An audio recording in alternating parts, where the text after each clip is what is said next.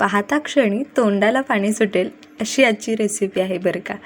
घरातील भाजीला संपलं तुम्ही काय करता? चला आज तुमच्यासोबत आहे ना खूप भारी आणि आठवडाभर टिकणाऱ्या चटणीची रेसिपी शेअर करणार आहे।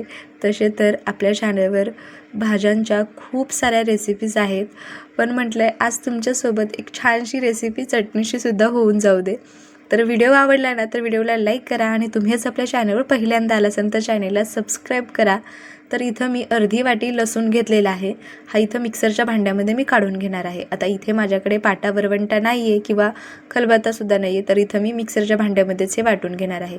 तुमच्याकडे खलबत्ता किंवा पाटा वरवंटा असेल ना त्यावर वाटून घ्या, चव आणखी वाढते।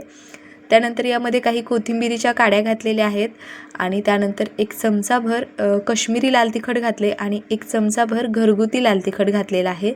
त्यानंतर चवीनुसार मीठ घातलं आणि थोडंसं पाणी घालून ही चटणी आपल्याला थोडीशी अशी रवाळ वाटून घ्यायची आहे, खूप जास्त बारीक करायची नाही। इतका मस्त याचा वास येत होता ना मंडळी, इतकी छान लागत होती। असंच वाटलं की अशीच खाऊन घ्यावा, पण म्हटलं चला आणखी थोडीशी याला ट्विस्ट देऊ। त्यामुळे काय करून घेतले ना, इथे 1 टोमॅटो घेतलेला आहे, छान असा बारीक चिरून घ्यायचा।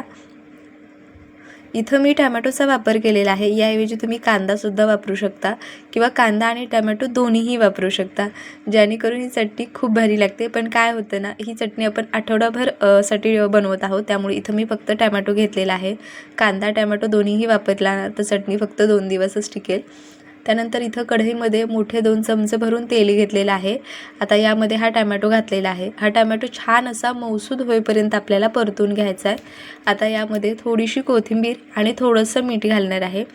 तर मंडळी लक्षात ठेवा, आपण चटणी वाटून घेताना सुद्धा थोडंसं मीठ घातलं होतं, त्यामुळे इथं थोडंसं बेताने मीठ घालायचं, छान असं मिक्स करून घ्यायचं आणि यावरती झाकण ठेवायचं आणि टोमॅटो जोपर्यंत छान असा मऊसूद होत नाही तोपर्यंत सुरुवातीला टोमॅटो व्यवस्थित परतून घ्यायचा, जेणेकरून आपली चटणीची जी चव आहे ना ती तिखट छान चटपटीत येते। त्यामुळे टोमॅटो छान असा मऊसूद परतून घ्यायचा। तर तुम्ही बघू शकता अगदी तेलामध्ये एकदम असा मॅश झालेला आहे हा टोमॅटो, मस्त झालेला आहे। आता यामध्ये आपली जी तयार केलेली चटणी आहे ना ती चटणी यामध्ये घालायची, व्यवस्थित असं हा टोमॅटो छान असा मिक्स करून घ्यायचा। आता यामध्ये तयार केलेली चटणी घालायची। हे बघा, आपल्या चॅनलवर इतर नॉनव्हेज किंवा व्हेज भाज्यांच्या पण खूप रेसिपीज आहेत, तुम्ही नसेल पाहिल्या ना तर एकदा नक्की बघून घ्या, तुम्हाला खूप आवडतील। आता ही सगळी चटणी यामध्ये घालायची आणि कंटिन्यू 3 ते 4 मिनिटासाठी ही चटणी आपल्याला परतून घ्यायची आहे। फ्रीजच्या बाहेर 3 ते 4 दिवस आरामात टिकते आणि जर फ्रीजमध्ये ठेवली ना तर आठवडाभर ही चटणी ना मस्त टिकते। कितीही छान तुम्ही घरात भाजी बनवली ना तरीसुद्धा या चटणीकडे तुमचं हमखास लक्ष जाईल, इतकी चविष्ट ही चटणी लागते। खूप जास्त साहित्य लागत नाही, खूप जास्त वेळ देखील लागत नाही, पण चवीला खूप जास्त भारी आहे। तर तुम्ही बघू शकता तेल सुटेपर्यंत याला मी मस्त असं परतून घेतलेलं आहे। छान यामध्ये थोडंसं जे पाणी होतं ना ते सगळं आटलेलं आहे आणि चटणी परफेक्ट अशी तयार झालेली आहे। याचा जो घमघमाट आहे ना, एखाद्या महागड्या VIP हॉटेलमध्ये सुद्धा तुम्हाला ही रेसिपी मिळणार नाही, इतकी भारी ही रेसिपी आहे। त्यामुळे जरूर ट्राय करा, एकदा तरी नक्की ट्राय करा। तर आता इथं आपण चटणी बनवलेली आहे, त्यासोबत खाण्यासाठी छान अशी गरमागरम ज्वारीची जर भाकरी असेल ना तर खूप भारी कॉम्बिनेशन आहे। तर इथं मी छान असं पाणी घेतलेलं आहे आणि इथं मी 2 ते 3 भाकरी बनवणार आहे। त्यासाठी काय केलेलं आहे, 2 वाट्या मी ज्वारीचं पीठ घेतलेलं आहे।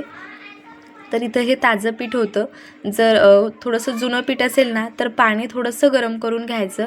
याआधी मी एक चपातीचा व्हिडिओ अपलोड केला होता आपल्या चॅनलवर, ज्यामुळे भरपूर ताईंना खूप सारी हेल्प झाली। त्यांना स्वयंपाकामध्ये जो चपाती थोडीशी कडक होते किंवा चपाती छानशी फुगत नाही किंवा मऊसूद राहत नाही, असे भरपूर प्रॉब्लेम भरपूर ताईंचे होते।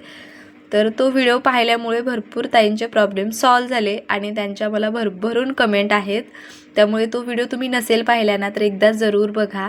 आणि तुमचीसुद्धा भाकरी जर व्यवस्थित होत नसेल ना तर तुम्हाला सुद्धा एक ट्रिक सांगते, जर पीठ खूप दिवसाचं असेल ना तर ते पीठ थोडंसं गरम पाण्यामध्ये वाफवून घ्यायचं, पाणी छान खळखळून उकळून घ्यायचं आणि पातेल्यामध्ये ज्वारीचं पीठ तुम्हाला जेवढ्या भाकरी बनवायच्या तेवढं पीठ त्यामध्ये घालायचं, छान असं हटून घ्यायचं, जसं आपण पिठलं हटतो ना अगदी त्या पद्धतीने, आणि त्यावरती झाकण ठेवायचं। थंड झाल्याच्या नंतर ते पीठ मळून त्याच्या भाकरी बनवायच्या।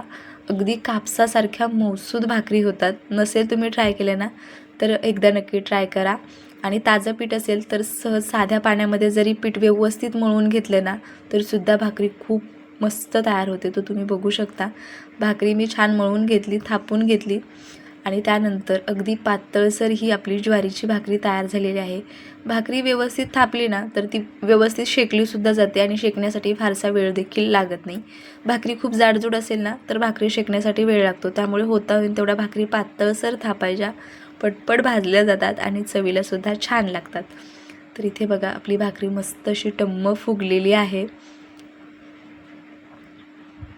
बरं मंडळी, तुम्ही आज आपल्या चॅनेलवर पहिल्यांदा आला असाल ना तर चॅनेलला सबस्क्राईब करा आणि हा व्हिडिओ तुम्हाला आवडला ना तर व्हिडिओला लाईक करा. आणि ज्यांना कोणाला भाज्यांचे प्रकार थोडेसे कमी आवडतात आणि चटणीचे प्रकार जास्त आवडतात ना त्यांना हा व्हिडिओ जरूर शेअर करा. तर इथं तयार आहे आपली चटणी आणि सोबत गरमागरम ज्वारीची भाकरी. हा जर बेत असला ना तर यापुढे अगदी VIP बेतसुद्धा फेल आहे. असा बेत तुम्हाला कुठेच मिळणार नाही. त्यासाठी तुम्हाला हा व्हिडिओ पाहिल्याच्या नंतर हा बेत बनवावा लागेल आणि खावावा लागेल. रेसिपी कशी वाटली ना कमेंट करून जरूर सांगा.